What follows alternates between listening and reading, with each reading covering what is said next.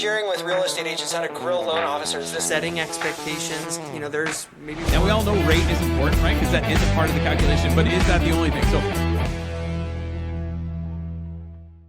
hey everybody, Sean here. Welcome to the Renown Mortgage Podcast. As always, I'm your host, Sean, here with our founder, Justice Roberts. Justice, how are you doing? Man, I'm doing great. Excited to be here with you today. Lots going on in the mortgage market and economic markets at large. So we're just navigating it one day at a time. Come on. Well, okay, listen, before we dive into that, because we want to talk about that really quick. Here's your quick Seattle update. It's gorgeous outside. That's all you need to know. My boat is on the dock without me. And it's just painful. That's what I'm telling you right now. It's absolutely gorgeous here. So Seattle weather in full effect. This is the best 4 months to live here is, June, July, August, and September. You can't beat it for anything. It's absolutely perfect. So we're happy. We're good. And so we're glad that you're joining us today. So Justice, you touched on it. Let's climb into the elevator really quick and do that elevator to the 6th floor. Highlight me. What is going on? Big news in Strait of Hormuz, big news with the Fed. Talk to us about what's going on. Yeah, I'd say a few noticeable things, 30,000 foot view, just understanding is that, there was a potential deal that's been agreed to with the war in Iran. The main thing as it relates to the economy right now that everyone's paying attention to is the Strait of Hormuz, which is where the oil passes through. And it seems like that agreement's on the table to be signed this Friday. And so if that happens, markets are definitely going to sigh a sigh of relief. We'll see how that impacts the markets, necessarily.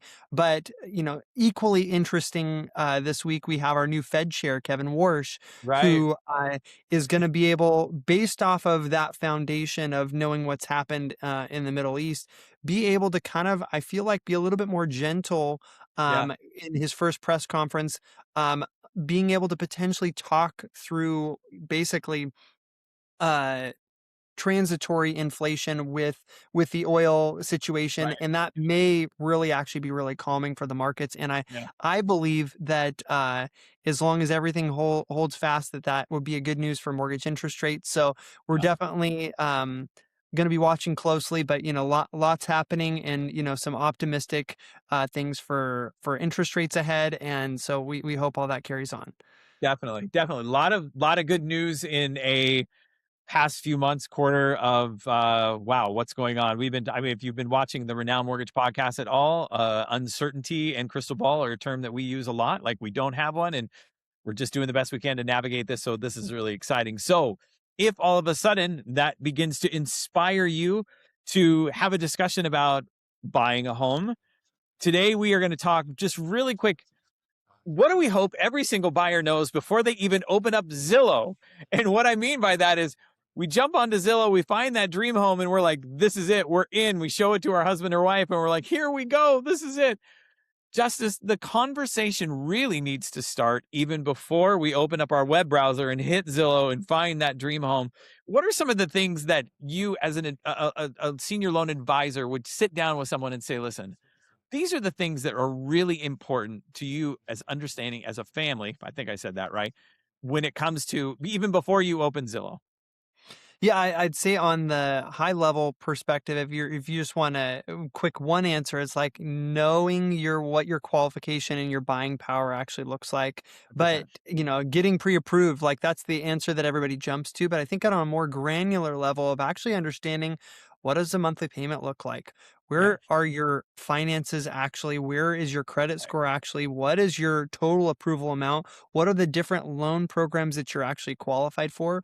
And there's so many different nuances based off of your financial situation that could influence what each one of those programs look like, what that, means your monthly payment's going to end up at, how much money out of pocket that you really need to plan for. So all of those things kind of encompass, the quote unquote pre-approval process. But I think it's really just understanding, what are your finances look like, and having, a sounding board to kind of bounce off different scenarios.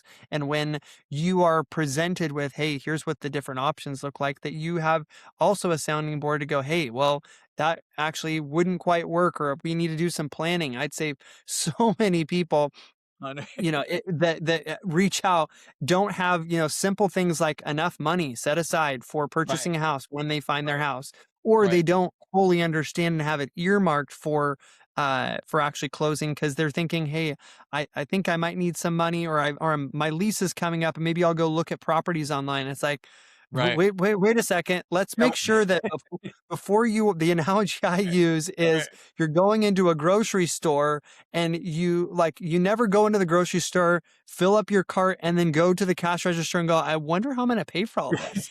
Like that's right, never like you know what you have in your bank account, and that's right, what the starting with a pre-approval, starting with your financing is right, you got to figure out how much money you have to work with and what that looks like before you go shopping. right.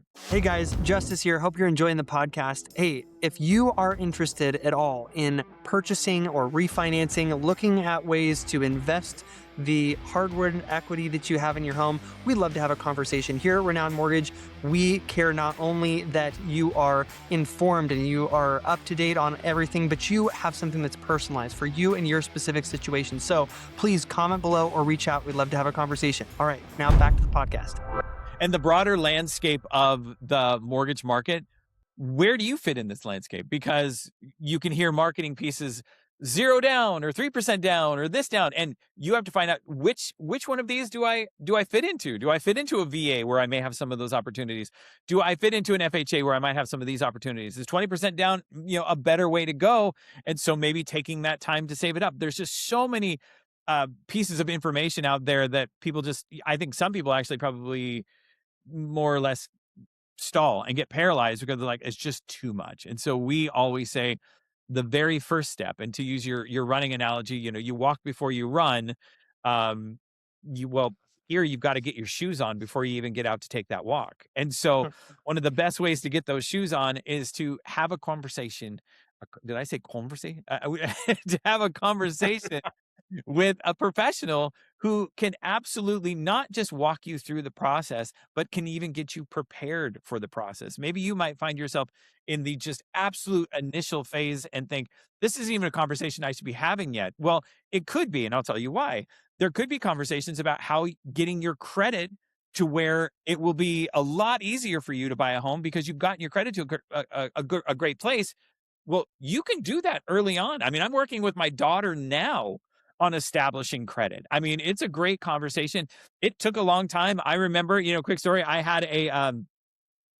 bought a hot dog at Costco when I was 16 years old. I had a checking account and I didn't do my register right.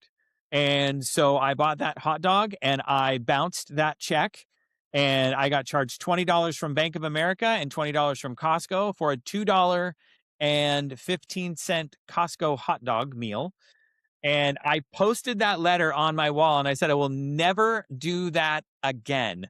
And from that point on, I was very careful about how I did my books, very careful about how I did my credit. And now today, for the last several years, I've maintained an over 800 credit score. And that's not a flex. I just keep telling my daughter, it's important. It's important to think about those kind of things.